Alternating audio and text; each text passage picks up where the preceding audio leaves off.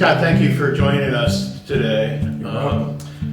I look forward to getting to know you a little bit better, but I always want to start with understanding how people arrived on the Eastern Shore. Maybe you were born here, but fill me in on how you got here and what you had been doing with your life. I got drawn to the Eastern Shore 40 years ago, I guess, harking back to when I was a kid. We used to drive through here on our way to Rehoboth Beach, and then I remembered it and came down and I said, wow, what a great place. And so we have had a couple of places here in Talbot County, originally as weekend places, but then as we got more involved, it became a full-time residence. So, Where did you grow up? I grew up in Pennsylvania, small town in central Pennsylvania, and then moved to Washington when I joined IBM. Oh, so you were with IBM. IBM was the first real job that I had, and it formed a lot of the basis of what I do. I mean, IBM was a great training ground. They trained me on management, they trained me on leadership, and then technology. So that's where I learned technology, even though I'm a graduate electrical engineer. IBM had a great training ground, and I learned all about computers, and that was the time that the internet was coming on, so I learned all about the internet and software and things like that. So from a management and a leadership position, never on the real technical side. My father was always, I paid for your electrical engineering degree. He said, why don't you do that? I said, I am, just at a management level. So it was very interesting to look at that technology and be in the forefront of the development of those technologies. Really enjoyed that. But what I found was IBM leadership sort of fell off the way, and IBM, instead of becoming the premier company that it always was, it dropped back to the second tier. So I left IBM and moved to a small startup called Tandem in Silicon Valley. Oh. And that was a blast. I mean, what's going on in Silicon Valley back then and today, it's just amazing. I haven't kept up with all of it, but I've kept up with a lot of it. And Tandem was very interesting because it started out, IBM was mainframes, Tandem was client server. It's a complete new technology, and that's the technology really that's formed the basis for cloud computing, and it was an outgrowth of the PC. So that technology, and with the leadership of Intel and Microsoft, really transformed what's we know as computing today. So, Did you decide to come back east after retirement, or was that? I didn't stay with Tandem all that long. I was always based here on the East Coast, but I spent a lot of time out in Silicon Valley because that's where my office was. So when I worked with Tandem, I looked to, and IBM, it was the application of computers and technology to business that really interested me. So with IBM, I worked in the energy sector, both the petroleum sector and the utility sector, looking at how energy is distributed. And I found that was a real interest. So it's the intersection of that technology and that business that sort of formed my career. And I joined a company called AES in Washington, D.C. Most people don't know them, but they're listed on the New York Stock Exchange. And as they recruited me, I got very interested in consulting with utility companies in the late 90s as we expanded the energy field with deregulation that was passed by the U.S. Congress. So I was all over the country and Europe and Latin America, really buying companies and transforming those companies so that they were better companies than they were in the past. Yeah. Very exciting opportunity. So I carry that interest forward with me today. Yeah. So you eventually did decide to live on the Eastern Shore, And everybody has a different idea of what living on the Eastern Shore is like. A lot of people spend a lot of their retirement sailing or doing other things like that on the recreational front. You have, from the get-go, you got involved on volunteer things, didn't you? I have. I'm very interested in local government, what makes government tick, how it works, how it responds to citizen input, and what really we need to do as local government. It started out, I was mayor of Chevy Chase when I was just a young father, and that's where I cut my teeth on local government, and I learned so much in terms of leadership and management in the public sector as opposed to the private sector. And I carry that with me today. I mean, sometimes I wonder why, because public service takes a lot of time and effort, but I carry that forward to Talbot County, and I've served, as you probably know, Dave, I've served on boards here in the county, the solar board.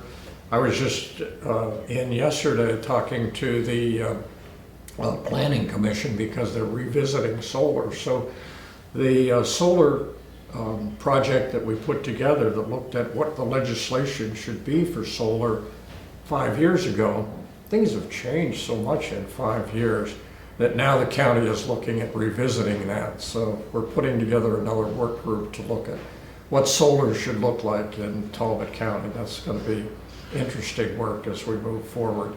Yeah, that's affecting a lot of counties, and I'm It has. interested to see what your findings are. Well, I formed as I moved from my Washington career to my Talbot County career, I formed a company called Solar Lane. And so we put solar facilities, we build solar facilities for private companies, but also public companies. And so I've built solar at Camp Pacomath, which is a Mexican Methodist retreat up in Chestertown. And they have a very nice installation. I've consulted on solar with Easton Utilities out at their sustainability campus. Nice installation. And most recently, I built the system out at Federalsburg.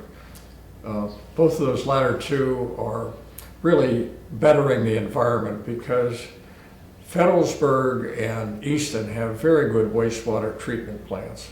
The issue is, if you want to do wastewater treatment right, which they both do, it takes a lot of electricity.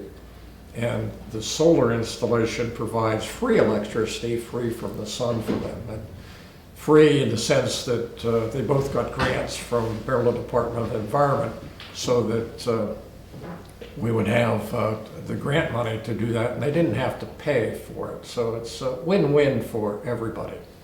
But I do, I think in the context of one part of our interview we want to talk about is the motivation to run. And even though you have had quite a history of public service, it takes a lot of thought, I think, to decide that you're going to run for a county-wide office. And I am always interested in whether that's a 2 o'clock in the morning revelation, or is it a long, thoughtful process where you feel like you can have impact in certain areas. But was there one or two kind of things that just, got you going and deciding I've really got to get in there? That's a complex question because really the arrow of my interest in public service has continued ever since I started out as the mayor of Chevy Chase. And so when I came over to Talbot County, it was natural to get involved in those kind of things. And I saw some things and I was able to contribute, which is gratifying to me that I could serve the public in that way. But then also I look at some of the things that the county council is doing, and I just look and see that I could do a better job based on my experience and background and leadership and management abilities. So I said, I really should consider bringing that forward. As I talked to friends and advisors, they twisted my arm and said, you gotta run. So that was sort of the impetus. But then The other thing I have to do is talk to my family and make sure that they're supportive, because I Yeah. never do anything unless they say, okay, this is what we want. Because as you point out, it's a time commitment, it's a commitment on, thought process and taking time away from my family, which is something they have to agree to, because I don't want to force that on them. So that's really what led me to do it. But basically, the thrust is better government for Talbot County. That's really what I'm looking to do. And we can talk about how I propose to do that and what my platform, quote, is. Yeah, you mentioned that there were a couple of areas that you felt like you might be able to contribute on. What are those areas? Well, I've got basically 5 areas that I focus on.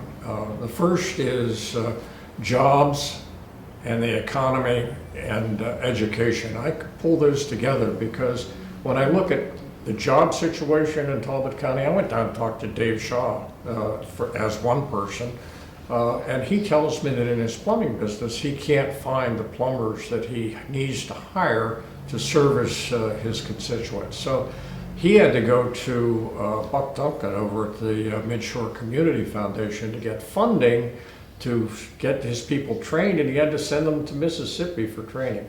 I think Talbot County needs to serve him better. And Eric Bridges tells me the same thing. When you look at his business, he can't find enough landscapers to service the clients that he needs.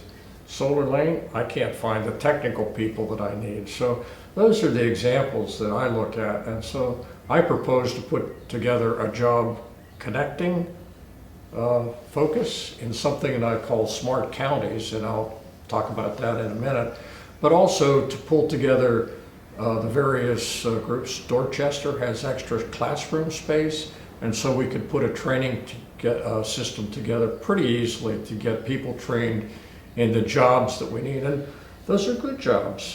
Dave tells me that a plumber can earn, a good plumber can earn $100,000, which would support a nice lifestyle here in Talbot County. So when people that are interested in that kind of working with their hands and dealing with those systems, we need to promote that and find pathways for those kind of jobs. Just one example. I keep on thinking that the community college does a lot of this. Would this be in support of that? Absolutely, absolutely. The community college is a great place to start. They have a trucking training program that they do. It needs to get integrated, in my view, to the public schools, because as I mentioned to you earlier, I do mentoring of kids at the public school down in St. Michael's. Wonderful kids. I have a fun time doing it, but they just need a little guidance and direction, which is why we call it in ACE, which stands for Architecture, Construction, and Engineering, started by Charlie Thornton. It really is mentoring, which helps kids understand what a job is in those 3 fields and how they would break into that.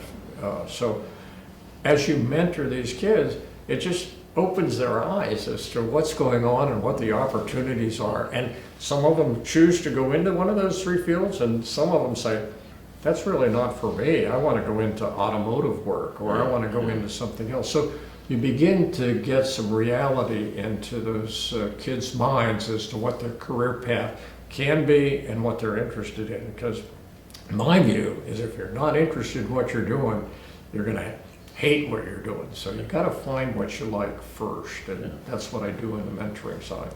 You mentioned 5 points, so we got through 1 so far. Yeah, we got to move on. The second one I go into is transportation and public safety. Transportation from the sense that things are growing up in Talbot County, and I don't know about you, but I have a hard time getting across Route 50 at morning and evening rush hour. That's only going to get worse. There's a large development down in Trapp, 2,500 homes. If you figure 2 cars per home, that's 5,000 cars that are going to be coming, not all of them through Easton, but a lot of them, some of them down to Cambridge. We've got to account for that. And then the state is planning on another bridge, as you know, quite controversial. Done all that planning up in Kent County, got an agreement up there, but that bridge is looking at bringing traffic on the weekends down Route 50 to Ocean City. that's going to create some more traffic backups. And so what do we do about that? The current county council hasn't focused on that as they should. They need to take a better focus on transportation and how we would work with the state Department of Transportation, and plan for this. Whether that bridge comes to fruition in the next 4 years for this county council term, hard to say, but we absolutely have to start planning for it right now. And that leads to really planning and zoning. So planning and zoning is a real interest area of mine. Starting out in Montgomery County, when I was on the town council for Chevy Chase, we looked at how are we going to plan for the coming of Metro and how that was going to impact Bethesda. Maryland has a strong county, weak town form of government, so we had to deal with the Montgomery County for most of that planning in Bethesda. And I think it's pretty successful, because if you go to Bethesda today, the coalition that we put together to work with the county is what got great streetscape. So the restaurants, there were only 5 or so restaurants in Bethesda when we started out. Now there must be 250 restaurants. You can't even count them. But they're all great. People have all those choices, and you go out on a nice spring evening or summer evening, people are enjoying themselves in downtown Bethesda. And that was based on a lot of work, not just me, but the coalition that we put together all around Bethesda. So planning and zoning is key with me. I learned planning and zoning from Royce Hansen in Montgomery County. He was just a god in terms of what he knew about planning and zoning, and I learned some of that. So I would look to bring that type of planning to the transportation system. We are going to have to revisit the land use plan for Talbot County in this 4 years. So I would bring that experience as well. Yeah. And public safety, I put all these things together in one. As we expand and grow, we need to fund our sheriff and the public safety sector, because we need to have a community where everyone feels safe. So that's what I would do. I don't know, was there one last one? I can't remember. I'm now on to 3. And, my number 3 is access to health care. And access to health care is so important because the economy and jobs and the forward thrust of Talbot County depends on having a citizen group that is healthy. And right now, people don't have the access to health care universally across the county. That's because of transportation. It's because the clinics are not really spread out. So maybe we should have a health clinic down in Tillman Island so that people could get the health care they want. They should also have access to public transportation, so if they have to come to Easton, they can get public transportation easily. And in terms of a smart county, I would propose building an app on your phone where you could call up public transportation or you can see transportation, because for someone standing out on a bus stop, they don't know if maybe the bus has been canceled that day or if it just left. They should have a way of knowing. So that's one of the initiatives is Smart County. The next initiative is climate and the environment. We're faced with climate change. I've studied climate change all of my career, and I look to provide that expertise as well. And in terms of the environment, I think we need to refocus on the Maryland Department of the Environment, because in my view, MDE has let us down. We have wastewater treatment plants here in Talbot County that are failing. There's the one up in Y Mills, there's the one down in Tillman, and we shouldn't have, as a county that's as wealthy as we are and forward thinking, we should not have that kind of a situation. But it's not driven by the county, it should be driven by the Maryland Department of the Environment. And if you look at some of the things that have gone on up there, they've just abdicated their responsibility, and they should not be allowing the sewage effluent to flow into the Crab Creek or the sewage effluent to flow from St. Michael's into the Miles River. That needs to be fixed, and so we need a comprehensive wastewater treatment plant. we've nibbled around the edge, and the engineers in Talbot County are wonderful people, but there needs to be more leadership and direction to get the right type of wastewater treatment. If you look at the town of Easton, we could follow their example. I don't know if you've ever looked at the sustainability campus that they have there, because what a great story. You can't get a better story than you pull the water from the aquifer, you deliver it to the people in Easton, you return it as wastewater to the sustainability campus, and you process that in a wastewater treatment facility, and oh, by the way, powered by solar. And then that produces an effluent in terms of water that's clean enough to put back on the land or clean enough to put back in the rivers. And the sludge that comes out can then be processed as fertilizer and sold, producing revenue for the farmers of Talbot County. So that's a complete environmental cycle. We need to emulate that. They have showed us the way. The last of the 5 that I'll talk about is broadband. I think that's so important, and my background, as I mentioned, has followed broadband all of my career. And broadband, in my view, we're talking right now about last mile broadband, taking the broadband from Eastern Utilities and Choptank to the homes. Very important, so that we get high-speed internet to the people, to the kids for their lessons, and to businesses so that they can come down here. But broadband is really just the highway. What you need to look at is what applications go in that, because highways are used for kids going to school, you go to the grocery store, you go to the doctor. Those applications need to be built onto broadband, and that's what I call smart county. Using broadband access and the power of the computer and the power that's in our telephones right now to create apps that we can use in Talbot County. And there are numerous examples that I would draw on. I mean, Boulder, Colorado has been a leader in smart counties. Columbus, Ohio has been a leader in smart counties. There are many examples that we can pick up and use. And so that's the example of leadership that I would bring to the county.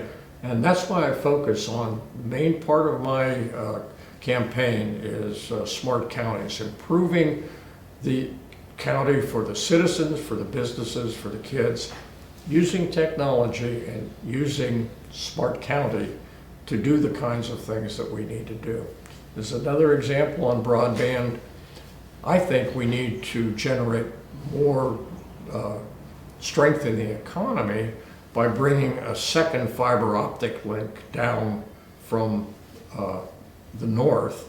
We only have one right now, and the reason we need that is that we could have data centers here in Talbot County and across the Eastern Shore, but we can't have them until there's something called diverse routing.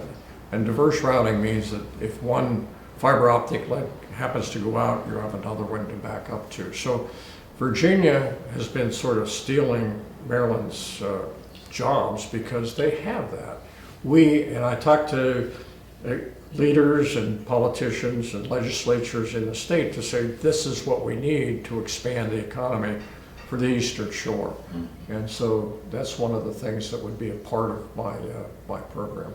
Another long subject, but that's a brief outline of what we're talking about. You did very well explaining this. I guess as we close up, are there other differentials between you and other candidates, particularly in the Democratic field, because it's a contested primary, where voters could understand a little bit more what the differences are? Yeah, that's a tough question because there are a lot of really good people that are running. But let me start with Pete Lesher. I think he's been a guiding light and a North Star for the county in terms of the direction and the strength and the vitality of what he's providing to the county council. I'm looking to run to give him additional support in what he does, and I think there are other candidates that do that.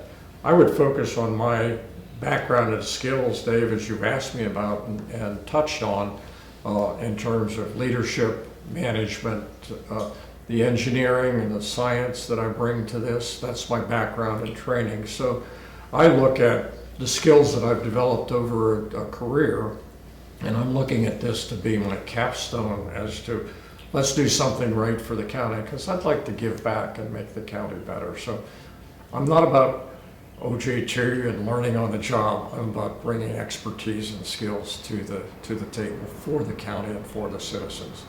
Thank you very, Building a better Talbot County. thank you very much indeed. Thanks so much. Thank you very much, Dave. I appreciate it.